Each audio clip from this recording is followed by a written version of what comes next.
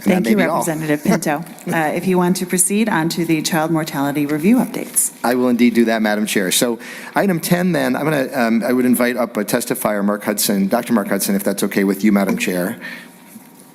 Please join us. Okay. And so, Madam Chair, as he comes up, this is the part of the packet that says child mortality review processes. It's a multi-page stapled document and then a legal-sized chart with a bunch of circles and rectangles and all kinds of crazy stuff. So, Madam Chair and members, one of the concerns that I have had of late about the child protection process is the review that we're doing of critical incidents, those where a child has died in the course of connection with the child protection system, where there's been a near fatality. Minnesota reformed its procedures in that area a number of years ago in some really good directions, I think, but I've had a number of concerns that have come out of that, still wanting to make sure that we have the very best process for reviewing these mortalities and near mortalities as much as we can. I guess before we get into the details, just to step back for a second, I think the reason this is so important is that when we're making changes to a really complicated system, really important system like child protection, that we do so in a way that is thoughtful and well-informed. And when a child has died, there's an immediate instinct, I think, to make a lot of changes and potentially to do so in a knee-jerk fashion. We want to make sure that we don't do that. On the other hand, we want to make sure that we do examine what sorts of things could be done to improve the system that we have and to make it work ever better to reduce the likelihood of those sorts of things in the future. So the packet in front of you, the stapled packet, is one that was put together by DHS in October of 2022, you'll see, that just describes the current system that we have. I've got two testifiers with me, Madam Chair.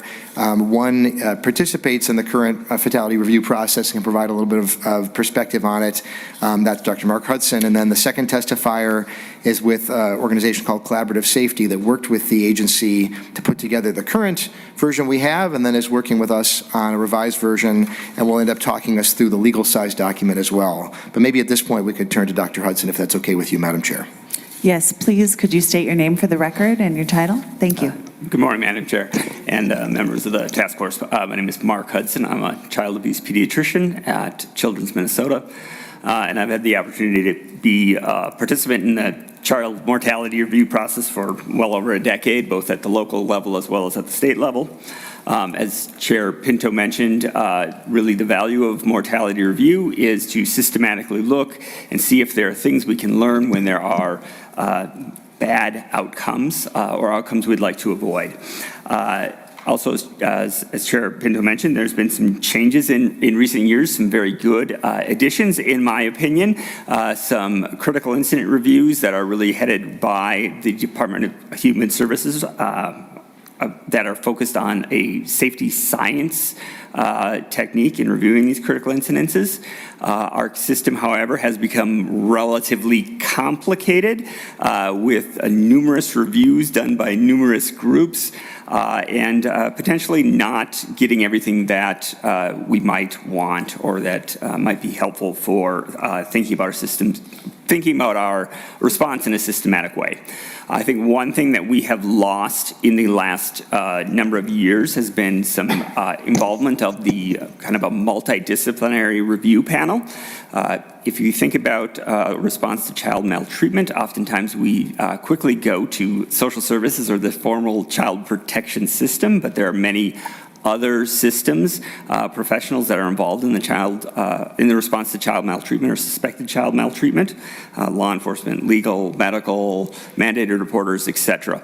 And I think our current process, as it is of today with the critical incident review, is very focused on the social services response, and we've lost some ability to review in a multidisciplinary way. And I think what would be ideal is we reinstate more panel work for at least some portion of cases that allows the ability to both look at the system in a larger capacity that has the ability to at least look sort of beyond that social services component of the response, as well as to give some multidisciplinary input into that social services response. I think obviously that social services response is always going to be central to that to our response to child maltreatment.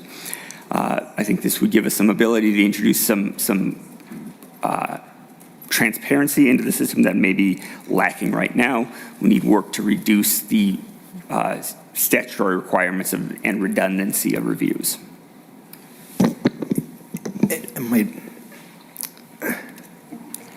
Chair Pinto. Thank you, Madam Chair. And before we turn to the other testifier, I just want to note a few of the problems with the current system as I've been diving in over the last few months.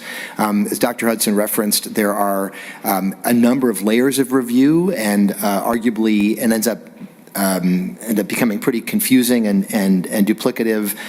There's not a separate report of recommendations that come out of these reviews, and they are delayed. The reviews are delayed for litigation, which means that it can take quite a while before review ends up being conducted.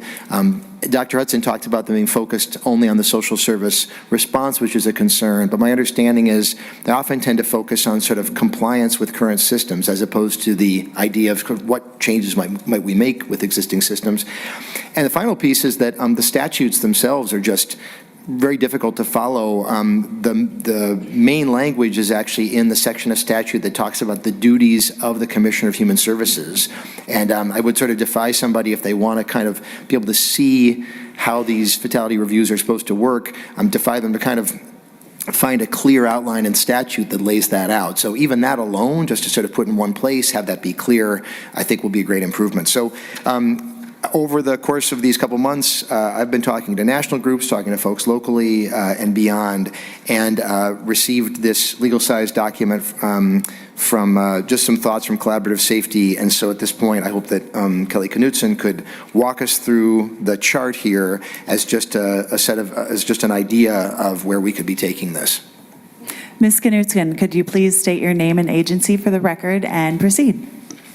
Yes, thank you, Madam Chair. My name is Kelly Knutson, and I'm a Senior Director with Collaborative Safety, and our organization really supports the integration of safety science within health and human services, public safety systems across the U.S. into their critical incident reviews, their systemic critical incident reviews, and more broadly in terms of supporting a safety culture within their systems. Madam Chair, I also have my colleague, our co-founder here, Dr. Scott Modell. I'll turn it back to you, Madam Chair. Thank you. Dr. Modell, if you are available, and once we get you up, if you could please state your name and affiliation for the record. Yes, thank you, Madam Chair. My name is Scott Modell, and I'm one of the founders of Collaborative Safety. Thank you. And proceed with any testimony that you have, please. Great. Thank you, Madam Chair. I am going to pull up the process flow and start at the beginning. Does that look okay for those of you that are in person, for people to see? I know that the font is kind of small, Madam Chair.